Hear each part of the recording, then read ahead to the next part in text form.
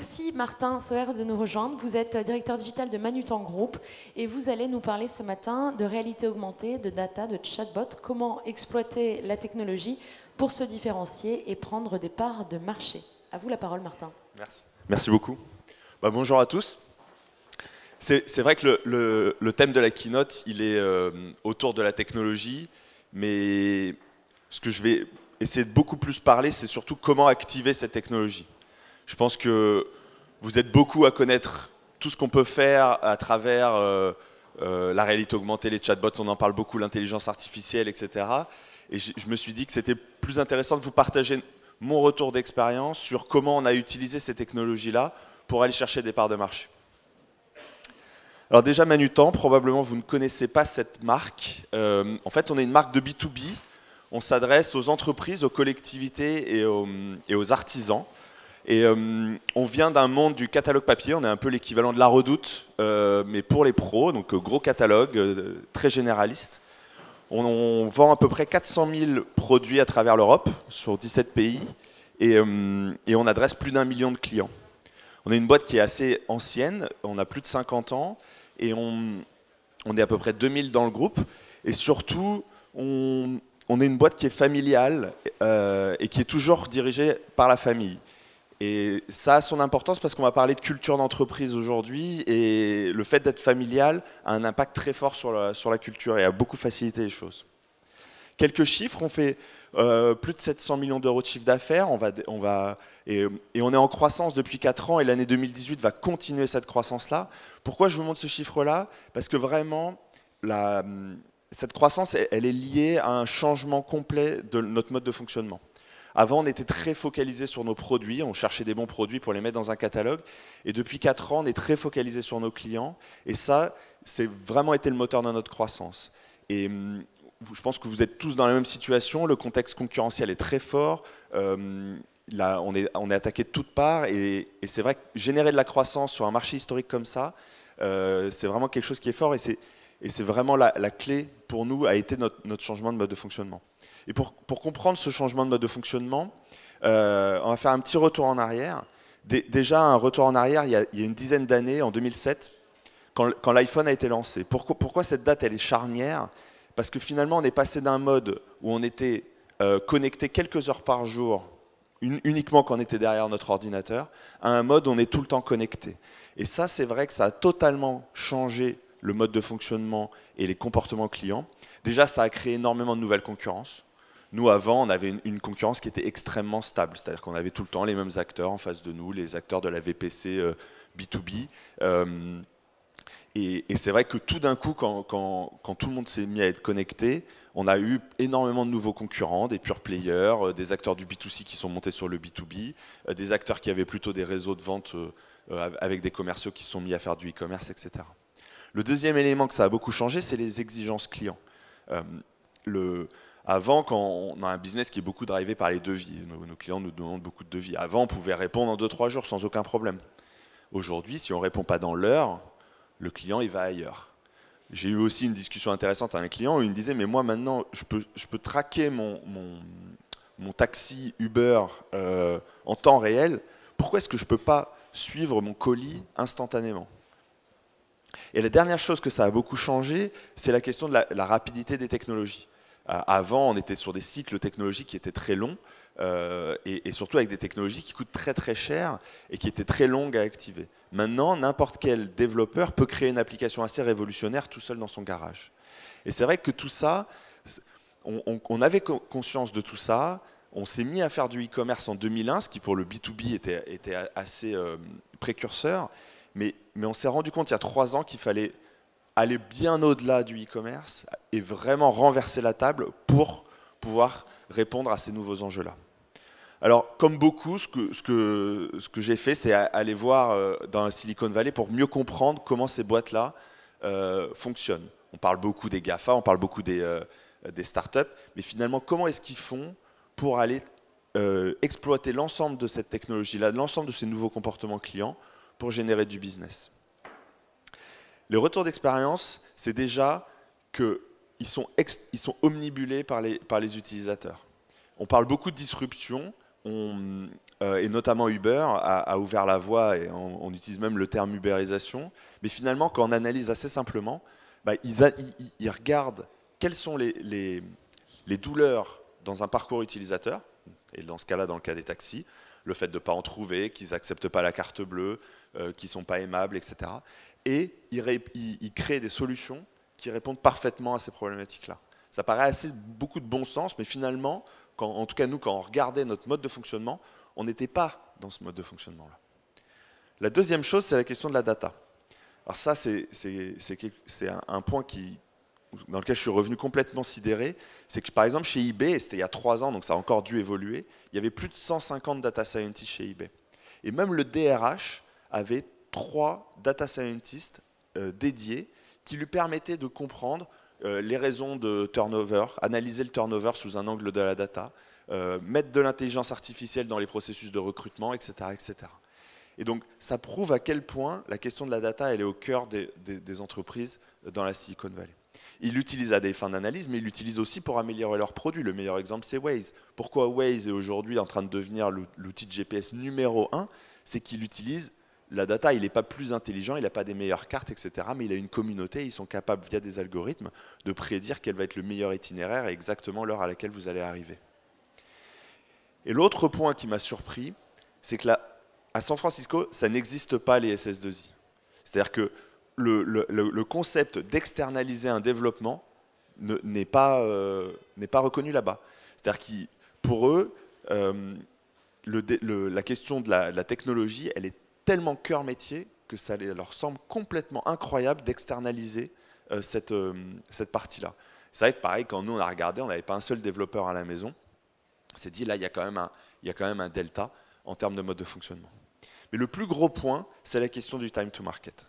Un développeur là-bas m'a dit, nous on ne fait rien en plus de 6 semaines. Et si un projet à un moment donné, quand on regarde en combien de temps on va le faire, il dépasse les 6 semaines, on se pose 2 questions. La première, c'est est-ce que le projet n'est pas trop gros? Souvent, on a tendance à faire des gros projets, parce qu'on veut révolutionner tel ou tel sujet. Et l'idée est surtout de se dire, mais par quoi je vais commencer? Je vais faire un premier petit lot, et ça va me permettre d'avancer, de lancer quelque chose, et de voir comment ça fonctionne, et d'améliorer les choses derrière. La deuxième chose qu'il m'a dit, c'est que ça peut être souvent qu'on ne met pas assez de moyens sur un sujet. On va se dire, ok, ce sujet-là, je vais mettre quelqu'un 20% de son temps, et il va bosser dessus pendant 6 mois. Ça, c'est complètement dingue. Si on lance un projet, c'est qu'on pense qu'il y a un bénéfice derrière, et si on met juste quelqu'un 20% de son temps, est-ce que réellement, il faut lancer ce projet-là? Le bénéfice de cette question des 6 semaines, il est énorme. C'est que ça permet d'avoir des retours très très rapides sur concrètement, est-ce qu'on va dans la bonne direction ou pas. Il y a un entrepreneur américain qui dit qu'il n'y a aucun business plan qui survit le premier contact avec un client. On peut faire tout ce qu'on veut sur Excel, tant qu'on n'a pas lancé son produit, on ne sait pas exactement combien de personnes vont l'acheter, combien vont l'utiliser.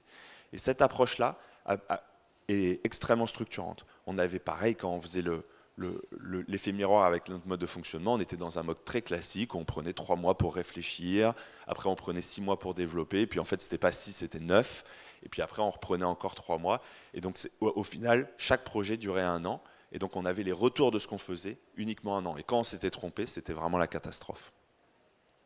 Donc dans l'avion du retour, j'étais avec des sentiments très partagés, un côté très énergisé par toutes ces méthodes-là, mais avec aussi un vrai problème de dire mais comment est-ce que je vais appliquer ça à une boîte qui a 50 ans et qui a des années-lumière de ces modes de fonctionnement-là. Comme beaucoup de boîtes, on a décidé de lancer un lab d'innovation digitale. Pourquoi on a fait ce choix-là? C'est parce qu'on s'est dit, travailler de cette manière-là, on ne peut pas le faire, on ne peut pas transformer toute une boîte de 2000 personnes d'un coup. Donc il fallait qu'on essaye d'avoir un lieu physique qui était détouré, sur lequel on allait pouvoir appliquer ces méthodes-là. Et surtout, un lieu qui allait mélanger les compétences. À la fois ces nouvelles compétences, les UX designers, les data analystes, etc., mais aussi les compétences historiques de notre métier. Compétences marketing, produits, etc. Et supply chain, par exemple. Et de vraiment créer une approche qui allait mélanger tout ça et qui allait faire expérimenter à tout le monde ces nouvelles méthodes. Donc c'est quoi ces nouvelles méthodes? Déjà, un élément très fort, c'est qu'on part toujours d'une douleur ou d'un problème. Et quand on parle de douleur utilisateur. Et on accepte d'utiliser ce mot-là. C'était un peu tabou avant de dire « Ah oui, nos clients, ils ne sont pas satisfaits, ils ont des problèmes, etc. » Nous, on le met vraiment au début de notre problème, de notre process. Et pas l'idée qu'on a eue dans la douche ce matin. Elle est peut-être très bien, mais on va systématiquement la reconnecter à est-ce qu'on a bien, elle va bien venir résoudre un problème utilisateur. Le deuxième point, c'est qu'on ne va pas sauter tout de suite à l'exécution. On va aller faire de l'immersion terrain. Le nombre d'idées qu'on a tuées grâce au fait d'aller sur le terrain et bien comprendre. Par exemple, de comprendre, si c'est une application mobile, est-ce que les gens, sur leur lieu de travail, y captent? Est-ce qu'ils ont du Wi-Fi? Des détails comme ça, mais qui à la fin font énormément la différence. Et le gros avantage de ces immersions, c'est qu'elles permettent aussi de bien comprendre le problème qu'on essaie de résoudre. Souvent, le problème qu'on essaie de résoudre, je vous donnerai quelques exemples après, n'était pas le bon. En fait, il y avait une autre raison racine qui permettait d'avoir ça. Une fois qu'on a ça bien détouré, là, on va aller rechercher des solutions. Et la recherche de solutions, on va le faire avec des experts internes, des experts externes, et surtout des équipes très transverses, pour essayer d'avoir une réflexion la plus out of the box possible. Ensuite, on va aller prototyper et tester avec des utilisateurs. Là, encore une fois, là où avant, même quand on faisait des super brainstorming, tout de suite, on lançait les développements immédiatement. Maintenant, ce qu'on fait, c'est qu'en 4 jours, on fait un prototype, qui est un prototype qui va peut-être être juste une maquette, ou même des fois une simple présentation PowerPoint, qui va présenter le produit ou le service. Et le 5e jour, on va aller le tester avec des utilisateurs. Et ça, c'est incroyable. Le nombre de projets qu'on a arrêtés ou on est parti dans totalement une autre direction grâce au retour utilisateur, c'est énorme.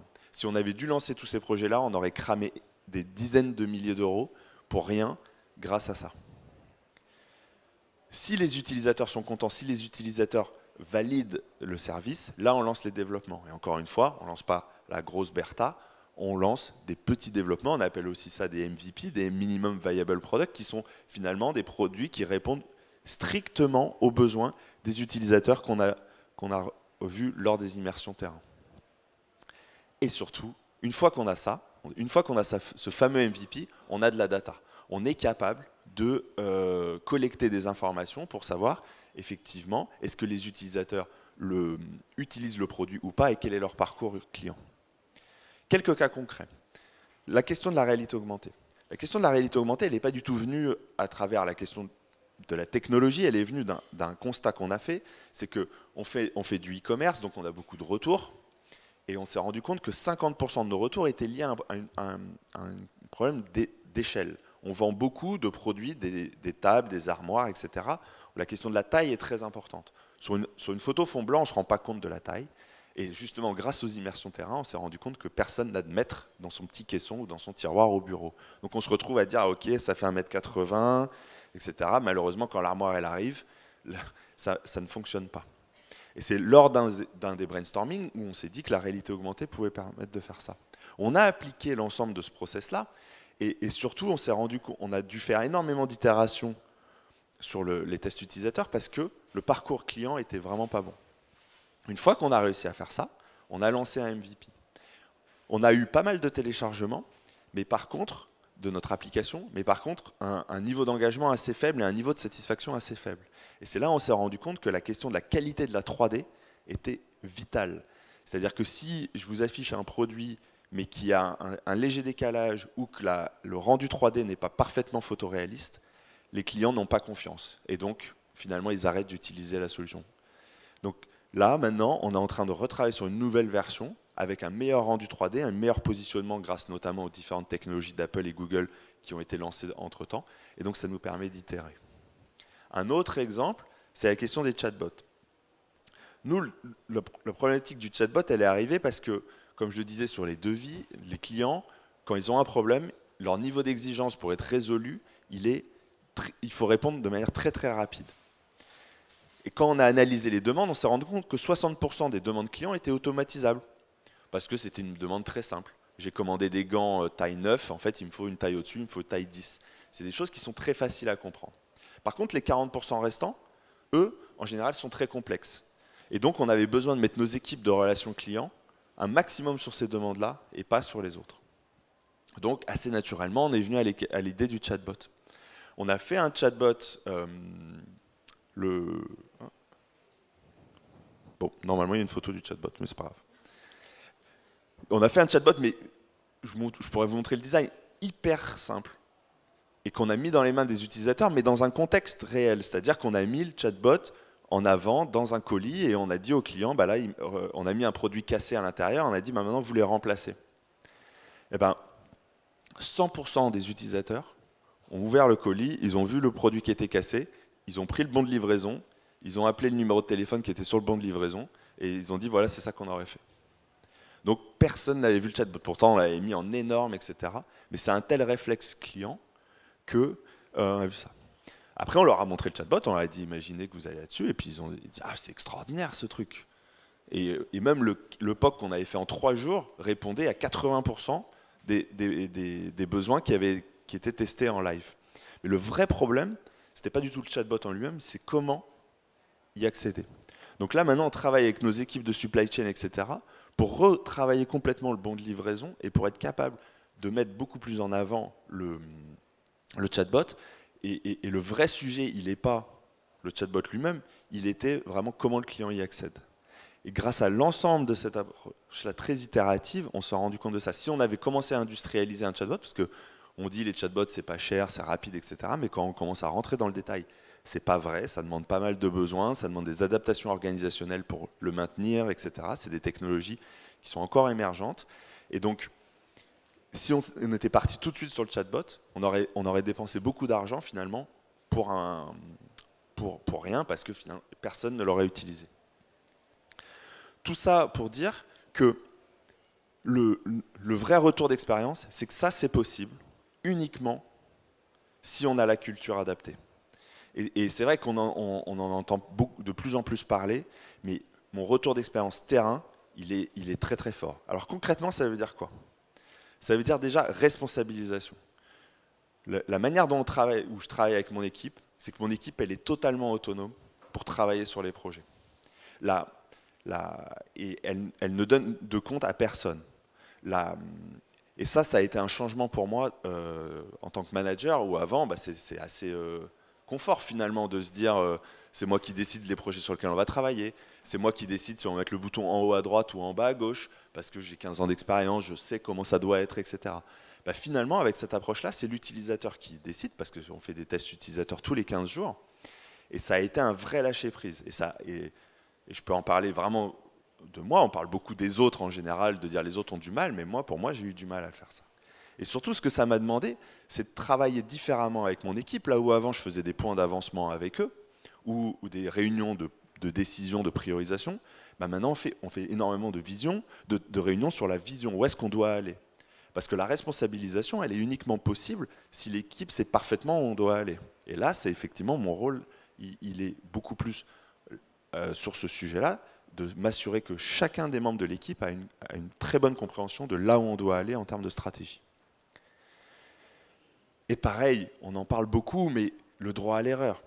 Aujourd'hui, pour travailler sur ce type de projet-là, si on s'attend à ce que ça fonctionne bien du premier coup, et qu'on a honte de dire que l'application n'a pas été suffisamment téléchargée, ou que le niveau d'engagement il n'est pas aussi bon que ce qu'on avait imaginé, ça ne peut pas fonctionner.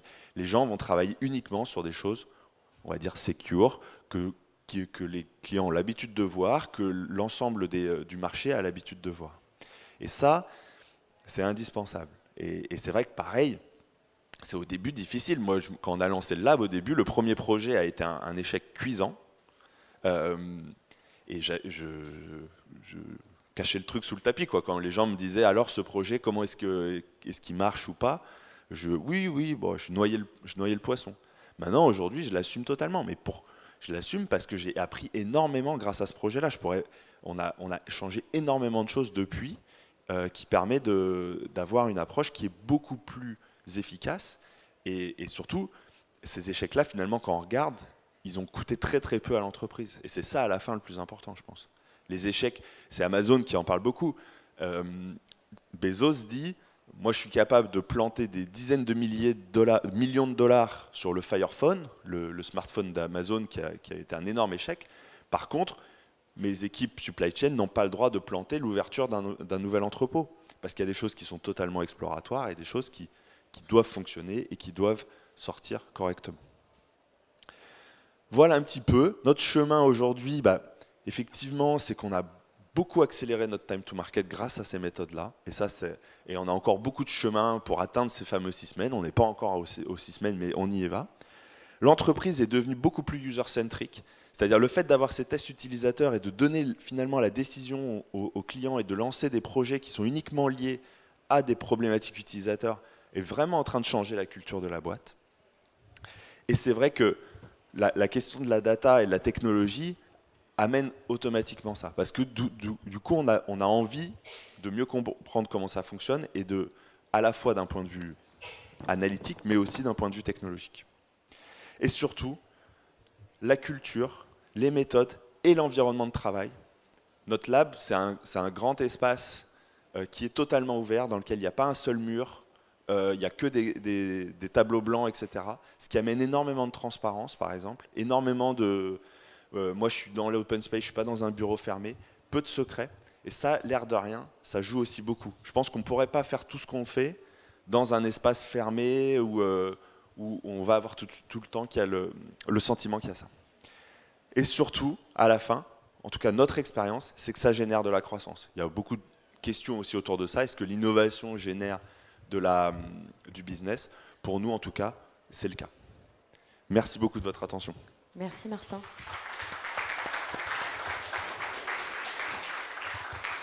Est-ce qu'il y a des questions pour Martin avant de passer au keynote d'après? Oui, alors attendez, il faut que je vous passe le micro parce que ça enregistre les questions. Comment est-ce que vous choisissez les clients pour les fameux tests clients? Au début de chaque projet, on définit qui va être la cible utilisateur. Et pas que en disant client, prospect, etc. Mais on va dire, par exemple, nous, dans notre cas, on va dire peut-être ça va être une assistante de direction ou ça va être le patron d'une PME.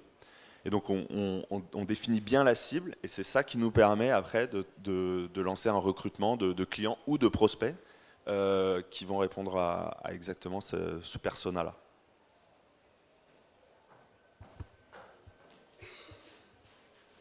Il y avait une autre question par ici. Oui. Bonjour.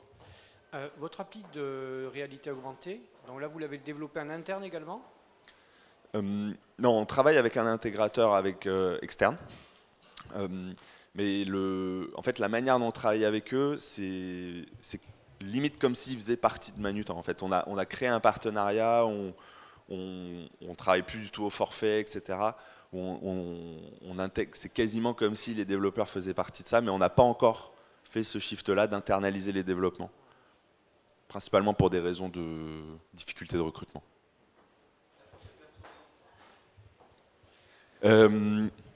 J'espère à la rentrée, en septembre.